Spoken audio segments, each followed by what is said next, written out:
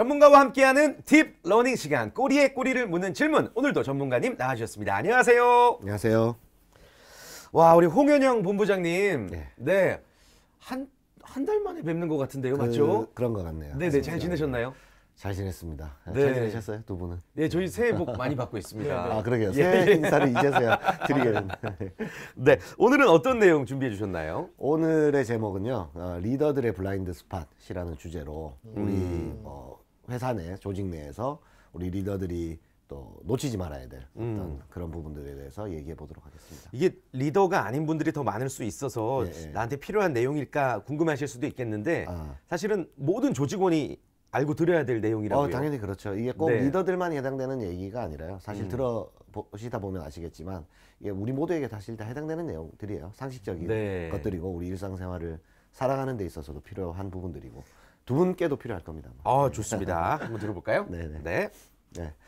리더들의 블라인드 스팟이라는 제목인데 일단은 그 블라인드 스팟이라는 용어가 좀 먼저 말씀을 드리자면 사각지대죠. 오, 잘하시네요. 확실히 영어에 야. 블라인드 스팟. 야, 너 똑똑해졌다. 와. 아니 공부를 많이 하시는 것 같아요. 새해는 더 공부를 진짜. 좀 많이 하시는 네, 것 같아요. 공부 저도 이제 좀 식자층이 되고 싶다. 와. 인텔이 블라인드 그렇죠. 스팟. 예. 블라인드 스팟 사각지대 우리 왜 그 운전할 때도 사각지대가 있잖아요. 사이드 미러랑 백 미러에 보이지 않는 그쵸. 어떤 부분들. 이제 그건데 이게 이론적으로는 그 미국의 심리학자인 그 조셉 러프트와 해링햄 박사 그 두 분이 그 조하리의 창이라고 그 두 분의 이름을 따서 그게 아마 이제 굉장히 유명하죠. 1955년도인가 그때 이제 논문에서 발표한 내용인데 조하리의 창은 말 그대로 이제 그 사람을 설명할 때 이제 한 4가지 영역으로 나누어서 그 사람의 어떤 특징들을 설명하는 거죠. 근데 요거는 뭐냐면 나와 다른 사람 그리고 알고 있다 모르고 있다 이 기준으로 이제 4가지 조합이 가능한 거죠. 이를테면 나도 알고 타인도 아는 나의 어떤 영역. 예를 들어서 저는 책을 많이 읽는 편이다. 성실한 편이다. 약속을 잘 지킨다 이런 게 있으면 누가 봐도 저 사람은 성실하고 약속 시간이 늦지 않는 법이야. 이런 것들을 알고 있고 자기도 그런 걸 아는 거죠. 이제 그게 이제 오픈 영역이라는 나도 알고 타인도 아는 영역. 두 번째 영역은 왜 그럴 수 있잖아요. 나는 알고 있는데 남들은 모르는 부분, 나에 대한 부분들 많이 있지 않습니까? 네, 네. 나만이 알고 있는 나쁜 습관들도 있을 수 있고 일부러 알리지 않는 부분도 있고. 저는 이제 운동을 좀 잘 못하는 편이에요. 학교 다닐 때도- 저도요. 아 그러세요? 네, 굉장히 반갑네요. 제일 싫어요. 그래서 막 회사에서 체육대회 이런 게 막 괴로워요 저는. 예. 근데 이제 그런데 막 그 족구 같은 거 하는데 제가 막 잘못 차고 이러면 망신당하니까 네네.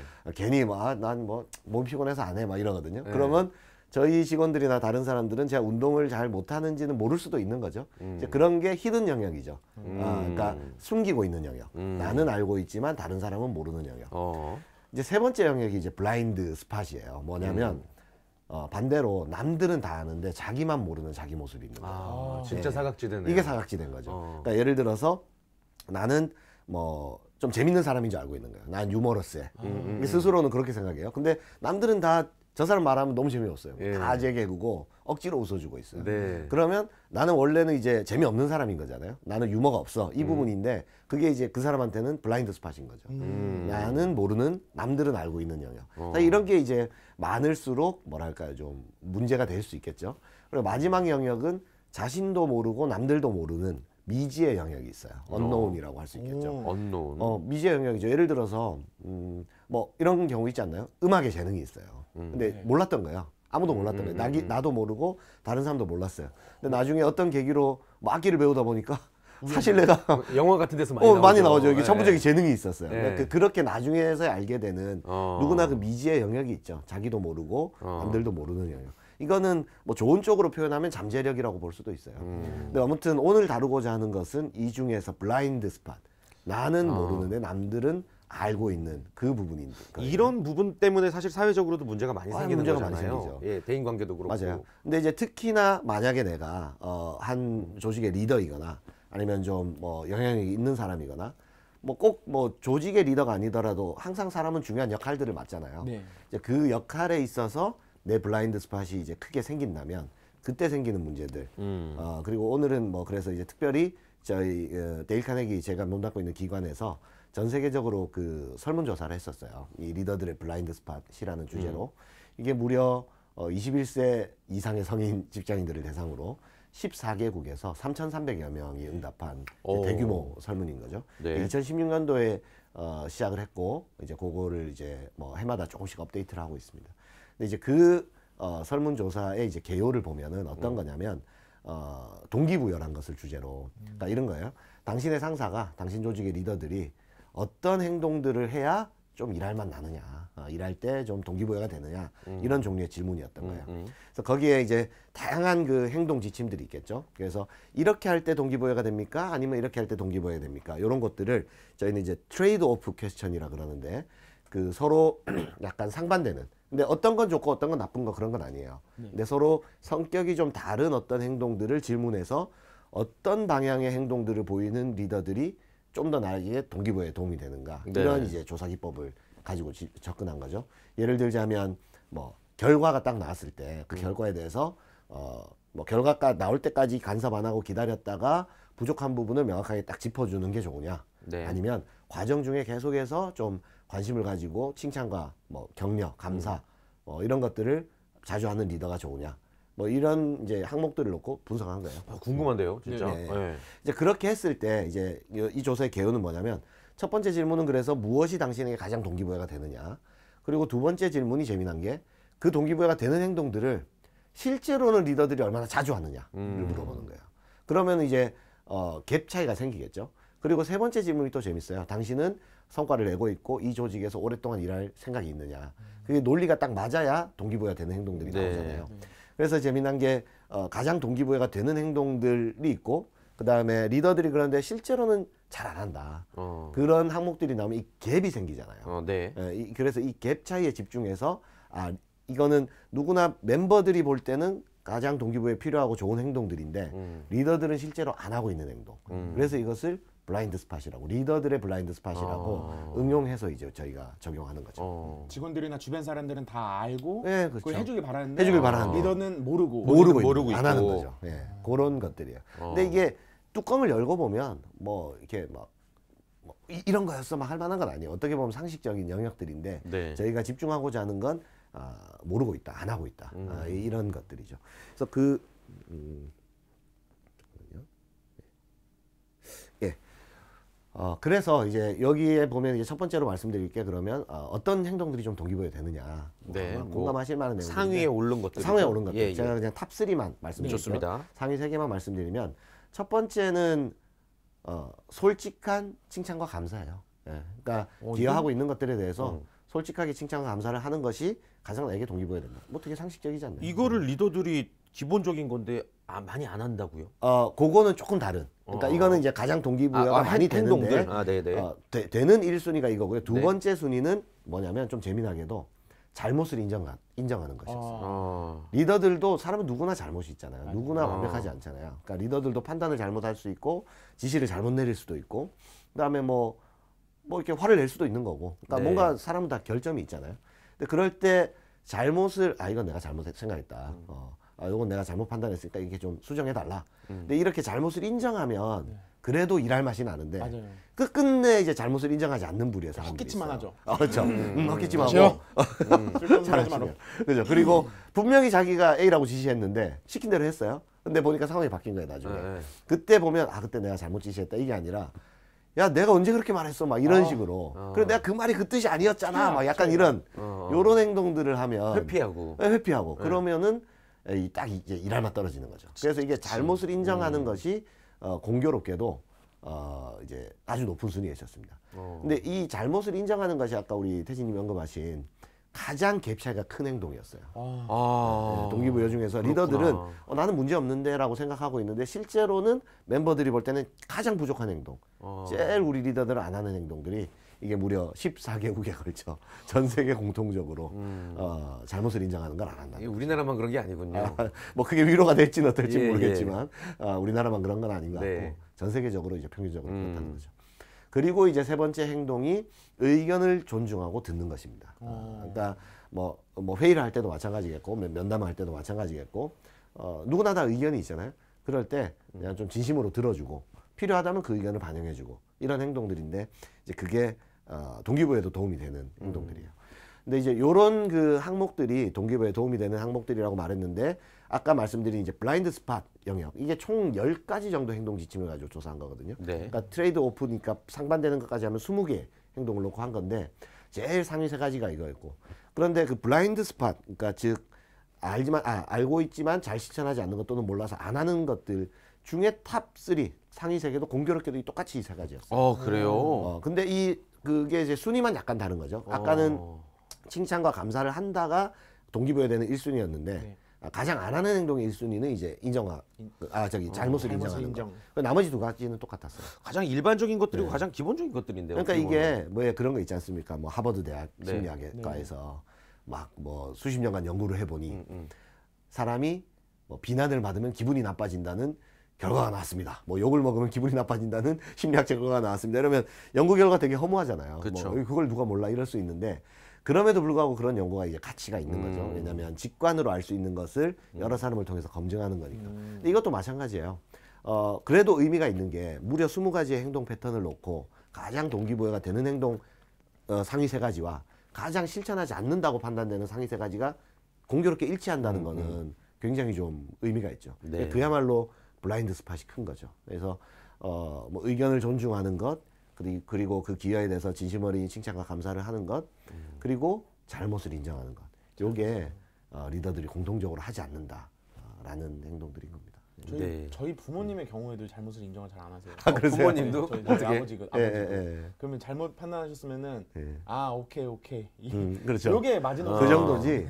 이게 뭐 뭐랄까요 좀 정확하게 그것에 대해서 인정하고 그런 것들은 잘 하지 않는 거죠. 근데 왜 그럴까? 과연 그러면 리더들이 이게 이제 궁금하잖아요. 왜 그러면 리더들이 이 세 가지를 잘 하지 않으며 그러면 어떻게 해야 이것들을 좀 극복할 수 있는가? 네. 이제 요 관점을 한번 좀 생각해봐야겠죠. 이건 뭐 사실 정답이 딱 있는 건 아니고 뭐 여러 가지 원인을 생각해 볼 수 있겠는데 뭐 다양한 각도로 생각해 볼 수 있을 것 같아요. 근데 이것은 뭐 제 개인적인 의견이긴 합니다만 왜 리더들이 이렇게 블라인드 스팟이 생기고 잘 안 하는가? 제가 볼 때는 성공했기 때문이에요. 예. 그러니까 이게 저는 뭐 성공의 함정이라고 이름 붙이고 싶어요. 그러니까 리더들이라면 조직에서 성공한 사람들이잖아요. 그쵸. 승진도 한 사람들이고 네. 그 분야에서 이제 업적을 쌓은 거죠. 그래서 이제 윗사람이 되잖아요. 뭐 당연히 경력도 쌓일 것이고. 그러면 승진할수록 이제 성공이 쌓여서 이제 승진하는 거죠. 그리고 뭐 임원이 됐다면 뭐 가장 성공한 그 조직 내에서 이제 성공한 사람일 테고. 뭐 그것은 뭐 일반 회사뿐만이 아닙니다. 뭐 이렇게 뭐 아까 가정 얘기하셨는데도 가정에서도 뭐 사실 아빠가 돼서 애를 키웠다는 것만으로 애보다는 일단 더 성공한 거예요. 네. 얘는 아직 뭐 학교도 다니고 있고 뭐 졸업도 못했고 근데 아빠는 어쨌든 이 아이가 다니고 있는 학교 졸업장도 땄을 거고 그죠? 학교도 졸업했을 거고 뭐 요즘 같은 세상에 솔직히 결혼해서 애 낳고 살면 뭐 성공한 거 아닙니까? 그러니까 어떤 면에서든지 무언가를 이룬 사람들은 이 블라인드 스팟에 빠질 가능성이 저는 굉장히 높다고 봐요. 왜냐하면 두 가지가 있는데 하나는 성공을 했기 때문에 첫 번째는 자신의 방식이 여전히 유효하다고 믿는 거예요. 왜냐하면 이제 자기가 살아온 방식으로 잘 했으니까, 그죠? 그런 것들이 통용됐었으니까. 그래서 이건 뭐 내가 해봐서 아는데, 나는 이렇게 해서 별로 뭐 실패하지 않았어. 되게 무섭다. 네, 그런 거죠. 그런 것들이 이제 블라인드 스팟을 키우는 거죠. 네. 그래서 저는 이게 성공의 함정이라고 보고, 성공의 함정의 그 두 번째 측면은 또 뭐냐면 피드백을 못 받는 거예요. 리더가 될수록. 네, 그러니까 피드백을 들을 기회가 없어지는 거죠. 한번 잘 생각해 보십시오. 부하 직원들 그 신입 말단 이렇게 뭐 사원 대리급들 아마 이 방송 보시는 분들 중에서는 젊은 층들도 많으시니까 아직 조직에서 난 리더가 아니야. 나는 이제 뭐 사원 뭐 많아야 대리 정도야. 이렇게 생각하실 수 있을 텐데 피드백 되게 많이 받지 않나요? 뭘 못하면. 그렇죠. 바로 날라오죠. 바로 날라. 네. 야 이거 이렇게 고치라 그랬잖아. 네. 이거 전에도 말했지. 뭐 그러니까 이 사람들은 어떤 면에서는 블라인드 스팟이 생길 여유가 별로 없죠. 막 지적을 받으니까. 그러니까 오히려 좋은 면에서 블라인드 스팟이 생길 수는 있어요. 사실은 이거 잘하는데 얘기를 안 해주니까 위축돼서. 뭐 그럴 수도 있을지언정 뭐 이렇게 계속 지적을 받으니까 블라인드 스팟이 뭐 생길 게 없죠. 근데 한번 생각해 보세요. 똑같이 회의에 한 10분 늦었어요. 그러면 제일 막내가 10분 늦었어요. 그러면 이 막내 심정은 어떻겠습니까? 제가 잘 알죠. 그 잘합니까? 애가 타고. 그런 선배들이 눈빛만 딱 한 번 해도 내가 전에 듣지 말라 그랬지 뭐 이런 눈빛만 딱 날라와도 나는 이렇게 막 약속을 잘 못 지켰어 뭐 이렇게 뭐 아침에 뭐 저기 버스를 타지 말고 지하철을 탈 거 그랬어 뭐 이게 이런 온갖 그것이 느껴지는데 네. 자 기다리고 있는데 임원분이 한 5분 정도 10분 정도 이제 늦게 들어왔어요. 왜 이렇게 늦으셨어요? 이렇게 말하는 팀원들이 별로 없겠죠. 그 장소에서. 그렇죠. 진짜 강 큰 직원이 아니고서야. 그러면서 심지어 임원들이 이렇게 생각할 수도 있어요. 내가 좀 늦어야 우리 직원들이 마음이 편하지. 뭐 이렇게 생각할 수도 있고. 아무튼 뭐 여러 가지 이유로 똑같은 행동을 했는데도 윗사람은 피드백을 적게 받아요. 그러다 보면 이런 것들이 이제 쌓이면. 그렇지. 예, 예를 들어서 뭐 아주 사소한 것 때도 그래요. 만약에 부하 직원이 일하고 있는데 인상 쓰고 일하고 있다는 거예요. 그러면 이렇게 얼굴이 어두워, 얼굴 좀 펴, 왜 이렇게 인상 써? 뭐 이런 얘기도 심지어 들어요. 네네. 그러면 표정 갖고도 피드백 받는 거예요, 직원들은. 그러면은 근데 내가 인상 쓰고 있었나? 뭐 이러면서 막 아니면 내가 스트레스 받으니까 인상 쓰지. 적어도 자각을 하잖아요. 그렇죠. 근데 만약에 윗사람이 인상 쓰고 있어요. 그러면 슬슬 피하겠죠, 사람들이. 대표님 뭐 이렇게 인상을 쓰고 있어요? 예. 대표님이 인상 쓰니까 직원들 분위기 안 좋잖아요. 뭐 이런 얘기를 잘 하나요?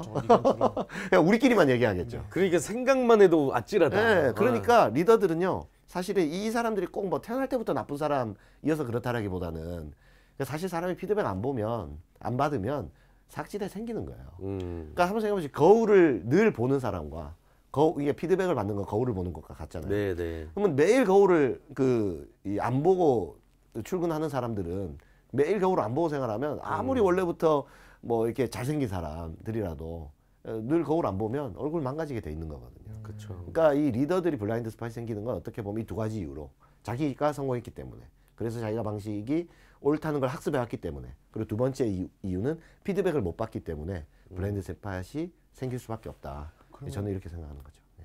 그 블라인드 스팟이 생기니까 네. 더 피드백을 못 하고 그렇죠. 네. 더 그게 악순환이겠네요. 그게 악순환이죠. 그럼 그런 거는 언제 끝나요?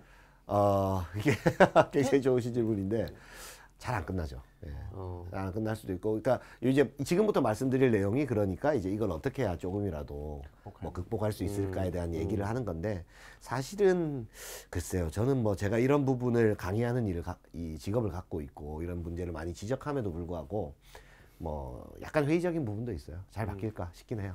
근데 어쩌면 이런 강의들은 다음 세대를 위한 강의일 수도 있죠. 우리 리더들은 그 블라인드 스팟을 못 배웠고 그것에 대한 피드백을 잘 받지 못했고 이렇게 왔으니 뭐 지금의 우리 차세대 리더들은 이런 것들을 좀 기억하고 뭐 했으면 좋겠다 이게 이런 마음도 있는 뭐 거죠. 맞는 비유인지는 모르겠는데 네. 막 연기 잘하기로 소문난 배우들 있잖아요. 네. 그 배우들이 제일 위험할 때가 작품이 잘 될 때래요. 그럴 수도 있겠네요. 진짜. 좋은 평만 듣고 연기 잘한다는 소리만 들으니까. 근데 맞아요. 그때 오히려 내 연기의 매너리즘에 빠져서 이제 실패하기 쉽다는 거죠. 그렇죠. 그리고 캐릭터가 고착화될 그렇죠. 수 있고. 그래서 실패했을 때 오히려 연기가 발전한다고 하더라고요. 맞아요. 예. 대중이 뭘 원하는지를 그러네요. 알게 되고. 예. 그러니까 이런 그 피드백이 진짜 중요한 진짜 것 중요해요. 같아요. 근데 네. 이제 이 실패에 빠졌을 때도 말 그대로 자기가 신뢰할 수 있는 사람이 뭐 너가 정말 대배우로 성공했지만 이런 연기가 좀 너무 고착화됐다. 그러니까 이렇게 하면 어떨까? 뭐 이런 긍정적인 피드백을 줘서 그걸 받아들이는 이제 그 사람들은 이제 성공을 하죠. 그래서 그렇죠. 다 뭐 이렇게 나중에 뭐 연기 변신다고 뭐 이런 과정들이 있을 거 아닙니까?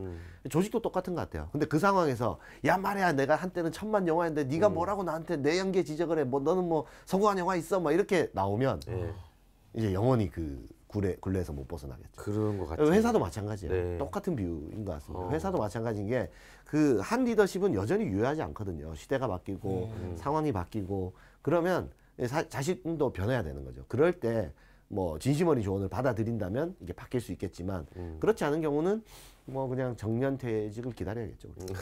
그리고 이제 우리가 새로운 리더가 됐을 때 네. 바꿔야겠죠. 근데 가만히 생각해 보면 그게 안 바뀌는 것 같은데 저는 한 개인이 한순간에 바뀌는 건 굉장히 어렵지만 시간이 지나는 그 역사는 늘 바뀌어요. 그러니까 우리가 저 상사 언제 저 사람 인간 되나 뭐 이렇게 생각할 수 있고 그 사람이 정년퇴임할 때까지 아무것도 안 바뀔 수 있어요. 그러나 가만히 생각해 보면 70년대 회사 분위기, 80년대 회사 분위기, 그러네요. 90년대 회사 분위기, 지금 2020년의 회사 분위기는 완전히 달라요. 완전히 다르죠. 네. 그러니까 그런 식으로 변해가는 거니까 우리가 뭐 희망을 놓칠 필요는 없는 것이고 네. 이제 그런 부분인데 좀 더 이제 그럼 구체적으로 리더분들께 또는 우리 모두에게 일종의 블라인드 스팟을 어떻게 하면 극복할 수 있을까? 좀 조언을 한번 몇 가지를 오늘의 결론이 제가 되겠네요. 감히 뭐 조언이라고 하긴 그렇고 우리가 함께 생각해 볼 것들이죠. 네. 첫 번째는 자신이 객관적이다라는 생각을 일단 버려야 되는 거죠. 나는 객관적이야. 사실 사람들이 말버릇으로도 그런 맞아. 표현 이제 되게 많이 하지 않나요? 객관적으로 말해봐서. 객관적으로 말해서 객관적으로 말씀드릴게요. 누가 객관적이에요, 사실은. 그러니까 그치. 인간은 객관적이지 않아요. 인간은 모두가 주관적이에요. 그러면 그것을 받아들여야 되는 거죠. 그래서 우리가 말버릇으로도 뭐 객관적으로 말하면 이런 거 사실 없어요. 그냥 in my opinion, 내 생각에는 내 주관으로 봤을 때는 이게 정직한 거죠. 네. 그러면 이 객관적이란 것을 그럼 어떻게 담보할 수 있냐면 여러 사람이 모여야, 그리고 또는 그 어떤 객관적인 프로세스나 툴을 의지해야 비로소 조금이라도 좀 더 객관적이 될 수 있는 거죠. 수치. 예, 일종의 수치라든가. 그래서 조직에서는 이것을 그 진단하기 위해서 360도 진단 이런 것들을 과학적으로 합니다. 예를 들면 리더들을 평가하는데 자기가 먼저 자기 특징들을 평가하는 거예요. 그러니까 리더십 항목들이 될 수도 있고 이런 것들을 다양한 진단 툴을 통해서 저희 같은 컨설팅 기관들이 이제 하는 거죠. 그래서 이 리더들이 뭐 커뮤니케이션 항목, 업무를 지시할 때, 권한을 위임할 때, 그다음에 피드백을 할 때, 직원들을 칭찬할 때, 뭐 그러니까 리더들에게 필요한 여러 가지 행동들, 회의를 진행할 때 이 항목들을 놓고 이 점수를 이제 측정하는 거죠. 네. 나는 이런 것들을 잘한다. 뭐 회의 전에 이런 것들을 준비한다. 또는 직원들의 의견을 받았을 때 어떻게 한다. 직원들과 면담을 할 때는 뭐 어떤 식으로 듣는다. 이것 세세한 항목들이 있어요. 그것들이 리더 스스로가 자기 점수를 체크하고. 그리고 이제 360도니까 그 리더의 윗사람이 있거든요. 리더의 윗사람도 있는 거죠. 그러니까 네. 그 사람도 똑같은 항목으로 이 A라는 사람에 대해서 체크하고. 부하 직원들이 여러 명이 이제 익명으로 서너 명만 체크하면 이제 누군지 다 알아요. 그래서 최소한 이제 10명 이상이 네, 네. 그 사람을 알고 있는 약간 그 아래직급으로 그 사람에 대해서 또 익명으로 다 체크해줘. 똑같은 항목을. 그리고 동료들도 체크해요. 그러면 내가 중심에 있고 상, 하, 좌우니까 이게 360도 진단이 되는 거죠. 그래서 이런 것들을 이제 많이 합니다. 그래서 갭 차이를 보는 거죠. 똑같이 나는 회의할 때 여러 사람의 의견을 존중한다. 나는 5점 만점에 5점을 줬어요. 근데 부하 직원들은 다 보니까 2점밖에 안 줬어요. 이게 블라인드 스팟이 나오는 거죠. 이런 것들을 그 좀 선진적인 조직에서는 몇 년에 한 번씩 정기적으로 합니다. 진짜 필요하네요. 이런 것들이 예, 필요해요. 예. 이것을 통해서 이제 보는 것이고, 그리고 이거를 그냥 딱 보고서만 딱 들이밀면 안 되고, 뭐 어떤 전문적인 컨설턴트나 아니면 이런 커뮤니케이션을 제대로 할 수 있는 전문 카운셀러나 상담가가 리더에 대해서 이제 기분 나쁘지 않게 그 사람을 공격하지 않는 방향으로. 그렇지만 이 항목은 분명히 개선해야 되는 방향으로 제대로 된 이제 피드백을 하게 되죠. 이런 작업이 담보되지 않으면 보고서 딱 받고 이제 리더들이 반응이 아까 그 배우처럼 네. 누가 나한테 이렇게 점수 나쁘게 줬어. 이거는 분명히 뭐 다른 이유 때문이야. 네, 내가 그때 네. 뭐 성과 평가 점수를 안 좋게 줬더니만 나에게 점수를 안 좋게 줬어. 뭐 아니면 뭐 꼭 일 못하는 애들이 불만이 있어서 이런 거야. 뭐 이런 식으로 받아들이거든요. 그러면 진짜 답 안 나오는 답 안 건데요. 나오죠. 그렇기 예, 때문에 요런 그 평가를 하되 어떤 좀 전문가의 카운셀링을 받아서 이제 피드백을 받는 것을 아까 그 배우의 연기 배우시 태진님 너무 좋은 예 드신 것 같아요. 진짜 오늘 그런 작업을 밥값은 했네요. 이제 하면서 이제 조금씩 변화를 깨하게 한다라는 거죠. 근데 이거를 전문기관에 뭐 또 늘 의뢰할 수는 없잖아요. 네. 그래서 재밌게 약식으로 할 수 있는 것들도 있어요. 예를 들어서 제가 핸드폰에 보면 그 가지고 다니는 게 있는데 요거는 지금 화면으로 나가겠죠? 화면을 한번 나게 예, 예. 혹시 뭐 보이시는지 모르겠지만 여기 보면 여러 가지 단어들이 적혀 있어요. 능력 있는, 관대한, 고집 있는, 뭐 되게 세분화시켰네요. 40-50개 단어가 적혀 있어요. 근데 이제 이걸 재밌게 블라인드 스팟 게임이라고 뭐 이름 붙일 수 있는데 여기 보면 이제 좋은 말들도 있고 아니면 뭐 고집센, 지루한, 뭐 약간 좀 뭐 유연하지 않은 뭐 이런 단어들도 있어요. 좋은 단어들, 안 좋은 단어들이 다 놓여 있는데 요걸로 재밌게 그냥 한번 해보는 거죠. 저도 가끔 이제 한번 해보는데 네, 네. 그러면 이 중에서 이 여러 가지 단어들 중에서 자기 자신이 먼저 나를 설명하는 단어다 하면서 한 6개에서 8개를 이제 동그라미를 쳐봐요. 예, 좋은 것만 뽑겠네요. 뭐 자기는 자기는- 그럴 수 자기는, 있겠죠. 만약에 태진이 보고 본인은 잘 설명한 단어를 뽑아보세요. 그러면 뭐 나는 재밌고 뭐 능력 있는 아니면 뭐 유쾌한 뭐 이런 걸 막 뽑을 잘생긴. 수 있다. 잘생긴도 잘생긴 여기 있는지 잘 모르겠네. 아무튼 뽑아요. 자 그러고 나서 옆에 이제 상우님께 태진님에 대해서 이제 좀 잘 아시니까 태진님의 특징을 또 뽑아보세요 해서 서로 안 본 상태에서 동그라미 치는 거예요. 근데 이제 1대1로만 하면 좀 그러니까 뭐 저 같은 사람 또 우리 PD님 작가님이라서 서너 명이 태진님에 대해서 똑같이 이제 점수를 체크하는 거죠. 그러니까 항목을 동그라미 치는 거예요. 태진님이 잘 설명한 항목은.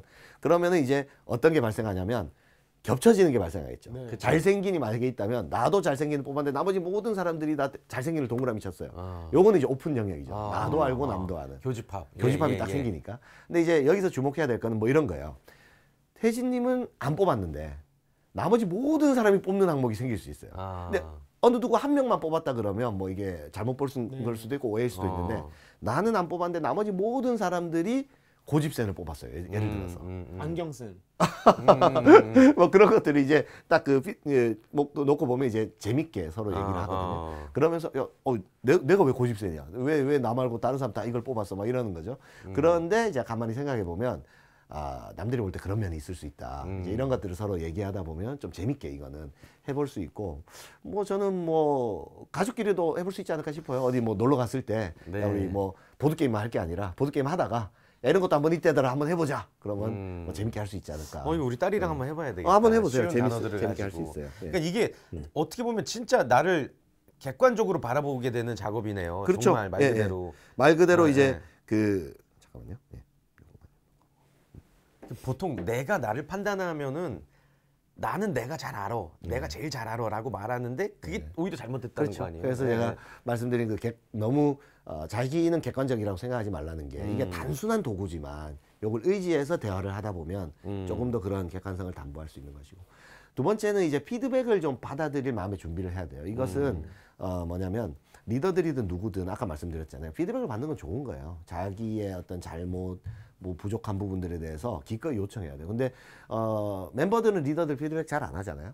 그러니까 리더들이 좀 공식적으로 피드백을 받을 준비를 좀 해야 됩니다. 이를테면 면담을 할 때 뭐 나에게 좀 뭐 이렇게 피드백 할 게 있으면 해달라라든지 뭐 처음엔 잘 안 하겠죠. 근데 그 리더가 그것을 뭐 반복적으로 묻고 그리고 실제로 그 얘기를 하면 조언으로 내가 받아들이겠다, 고맙다, 이런 학습을 시켜주면 멤버들도 나중에는 뭐 얘기할 수 있을 겁니다. 네. 그래서 그런 것들을 또 너무 자주 하면 뭐 리더도 상처받을 수 있지만 그래도 예를 들어서 뭐 좀 정기적으로 리더들도 피드백을 받아야 된다. 이제 이런 부분들이 하나 있겠고, 그리고 또 하나는 비슷한 얘기인데 그 소통을 할 때 의도를 잘 이해해야 됩니다. 그러니까 그 소통에 있어서 제가 강조하는 부분들은 뭐냐면, 이야기를 할 때는 내가 전달하는 입장일 때는 태도가 중요해요. 받아들이는 입장에서는 의도가 중요합니다. 이게 무슨 말이냐면, 내가 이야기를 전달하는 입장에서는 보통 사람들이 이걸 반대로 쓰는 게, 내가 좋은 의도로 얘기하잖아요. 그러니까 이야기를 전달할 때는 의도를 중시해요. 태도를 중시하지 않고. 그러니까 반대가 되는 거죠. 그렇게 되면 어떻게 되냐면, 내가 의도가 좋으니까 상대방이 좋게 받아들일 거라고 생각해요. 왜 그런 거 있잖아요. 야, 공부 좀 해! 이러면서 엄마가 다 너 잘 되라고 하는 얘기지. 막 이런 거. 이렇게 뭔가를 막, 그러니까 좋은 태도로 얘기하잖아요. 부드럽게라든가 상대방이 받아들이는 방식으로 얘기하는 게 아니라 그 말하는 태도는 나빠요. 근데 자기는 의도는 좋잖아요. 그러면 상대방이 받아들일 거라고 생각해요. 그래서 의도에 집중하고요. 근데 사실 말할 때는 의도보다 태도에 집중해야 되는 거예요. 내가 말하는 태도, 어떻게 말하느냐, 부드럽게 말하느냐, 예를 갖추면서 말하느냐. 그래야 상대방의 의도를 받아들이죠. 근데 이걸 들을 때는 반대로 적용해 보면 좋은 거죠. 들을 때는, 근데 사람들이 재미난 게, 들을 때는 말하는 사람 태도에 집중해요. 네 말하는 게 옳은 건 알겠는데 말하는 게 뭐 네 가지가 없어. 기분 나쁘게 기분 나쁘게 말해. 뭐 이러면서 말을 받아들일 때는 태도에만 집중해서 받아들여요. 굉장히 큰 울림이 있는. 이거 반대로 적용해야 돼요. 명언. 말을 받아들일 때는 저 사람의 의도가 뭘까? 왜 저 사람이 좀 거칠게 말하지만 어떤 의도로 저렇게 말할까? 이게 이제 성숙한 사람이 커뮤니케이션을 잘하는 사람이죠. 그래서 태도, 의도, 라임도 맞잖아요. 그래서 태도, 의도. 말을 할 때는 태도를 중시하고 말을 받아들일 때는 의도를 중시해라. 이걸 반대로 적용하는 순간 갈등이 생긴다. 이렇게 좀 이해하면 블라인드 스팟을 서로 극복하는 데도 좀 도움이 되고, 서로 소통을 원만히 해서 뭐 좋은 분위기를 만드는 데도 도움이 되겠네요. 네. 정말 그냥 친구들하고 얘기할 때도 마찬가지예요. 진짜. 가운으로 해야겠다. 저희 집. 가운으로요. 태도와 의도. 말할 때는 예. 태도, 들을 때는 의도. 진짜 집안에서 소소한 가족들끼리 갈등도 예. 이거를 우리가 맞아요. 몰라서 맞아요. 벌어지는 것 같아요. 심플하게 이렇게 좀 적용하면, 네. 왜냐하면 지식은 또 간단해야 적용하기가 쉬우니까, 내가 태도, 의도, 내가 말할 때는 어떤 태도로 말하고 있는가, 들을 때는 저 사람 의도가 무엇일까, 이렇게 좀 생각해 보면 좀 도움이 되지 않을까 싶습니다. 네. 하나 더 말씀드리자면, 일상성을 좀 타파하라. 이렇게 일상성? 일상성을 타파하는 건 뭐냐면, 뭐든지 좀 그런 뭐랄까 규칙, 루틴한 게 생기잖아요. 반복적인 게. 이를테면 이런 거예요. 회사에서 회의를 주재할 때는 늘 뭐 그 회의 장소에 제일 높은 사람이 회의를 주관하게 돼 있어요. 뭐 부장님 회의다 그러면 그 부장님이 회의 진행자니까 뭐 부장님 혼자 얘기하거나 잔소리하다 끝나겠죠. 그러니까 이 일상성을 타파하는 거는 일종의 그 관습적으로 이어져 완전 반대로 한번 해보는 거예요. 예를 들면 뭐 이런 거죠. 우리 태진님 같은 경우는 방송인이시니까 주로 진행을 하시고 네. 뭔가 이렇게 질문을 하고 게스트를 이렇게 게스트를 통해서 방송을 이끌어 가시는 역할인데, 예를 들어서 본인이 게스트로 어떤 뭐 한번 하는 경험을 한번 해본다고 쳐보세요. 네. 내가 게스트로 출연해서 진행자가 나한테 막 이렇게 해주니까 그때 보이기 시작하는 게 있을 거예요. 아, 진행자가 이렇게 맞아요. 하니까 맞아요. 이렇게 하는 건 되게 좋고 예. 아, 나도 혹시 저렇게 하지 않았나 뭐 이런 게 보일 수도 맞아요, 있거든요. 맞아요. 그러니까 저만 해도 마찬가지죠. 제가 강의를 하는 직업인데 늘 강의를 많이 하면 블라인드 스팟에 막 빠져버려요. 근데 저도 정기적으로 강의를 들으러 다니거든요. 근데 그거는 새로운 내용을 듣기도 하지만 그러니까 강의를 듣는 사람 입장에 딱 서보면 아, 강사가 저런 거 하니까 되게 좀 좋구나, 싫구나 이런 게 막 느껴지면서 아, 나도 생각해보니까 나도 좀 저렇게 했던 것 같다 이런 게 보이거든요. 맞아요. 그러니까 회사에서도 회의를 진행할 때 아예 딴 사람한테 회의를 맡겨보는 거예요. 예. 그러면은 늘 회의 참석자로 있는 사람들도 막상 진행을 해보니 야, 이거 진짜 대답 안 하고 있으니까 정말 진행자가 답답하구나 뭐 이런 것도 느끼고 아, 나도 정말 그냥 대답 안 하고 있어 인상 쓰고 있었구나 뭐 등등 서로 이렇게 일상성을 한번 깨보면 뭐 모르겠네요. 이 방송에서 한번 특집으로 우리 PD님이나 작가님 여기 앉아서 저희가 한번 해보시고 이러면 작년에 예. 올해 초였나 작년이었나 저희가 그렇게 막 이런 강의를 그냥 해봤어요. 예. 그랬더니 예. 완전 그때 보이는 것들이 막 있더라고요. 확실히. 그럴 수 있겠네요. 예. 예, 그리고 정말. 그때 청중들의 표정을 보면서 예. 괜히 이제 이렇게 물어뜯는 이렇게 손톱 같은 거 물어뜯는데 아. 신경이 쓰이는 거예요. 예, 아, 예, 저러면 예. 안 되겠구나 이런 생각도 들고. 그렇죠, 그렇죠. 예. 그러니까 막 역지사지잖아요, 말 네, 그대로. 맞아요. 이게 네, 역지사지인 거예요. 그래서 그걸 생각으로만이 아니라 네. 한번 그래도 좀 일상성을 한번 타파해 보면 그래도 블라인드 스팟을 볼 수 있는 기회들이 많이 생기고. 네. 마지막 조언은요. 그냥 하랍니다. 닥치고 하는 겁니다. 제발 좀 변명이나 핑계 대지 말고 직원들 칭찬 좀 해주시고 의견 좀 들어주시고 잘못했으면 그냥 좀 잘못했다고 하고 네. 뭐 다른 방법이 있습니까? 그냥 하는 거죠. 네. 아, 우리 방송을 보시는 리더분들께서 오늘 진짜 깊은 울림, 예, 깨우침 이런 것들을 얻어 가셨으면 좋겠고 저희도 뭐 리더의 포지션은 아니지만 가끔 뭐 어떤 조직 내에서 어떤 뭐 프로젝트에서 리더가 될 때가 있잖아요. 그렇죠. 예. 그때 굉장히 피가 되고 살이 되는 예. 오늘 조언을 얻은 것 같아요. 언제든지 일상생활에서 우리는 리더의 역할을 맡을 수 네. 있습니다. 공식적인 직함이 없더라도 그렇습니다. 저희 집 고양이들한테 좀 잘해야겠네요. 아, 고양이들. 고양이들한테 미안해 내가 잘못했어. 아, 그렇네요. 예. 근데 정말 잘했다. 그러니까 똥을 여기다 쌌네. 어. 고양이들한테 제가 완전 독보적인 리더잖아요. 그렇죠. 예. 네. 고양이들의 피드백을 받으려면 어떻게 될지 제가 잘 모르겠네요. 우리의 일상이 바뀔 수 있는 그런 강의가 아니었나 예. 생각이 듭니다. 그렇게 생각해 주시면 감사하겠습니다. 오늘도 수고 많으셨습니다. 고맙습니다. 고맙습니다. 감사합니다. 네, 꼬리공탕은요 다음 주에 더욱더 핫하고 혹하는 내용들 들고 돌아오도록 하겠습니다. 시청해주신 여러분 고맙습니다. 감사합니다. 어디 봐야 되나요? 저기 보시고 네 안녕 제가 굿바이 또 보자. see you next week.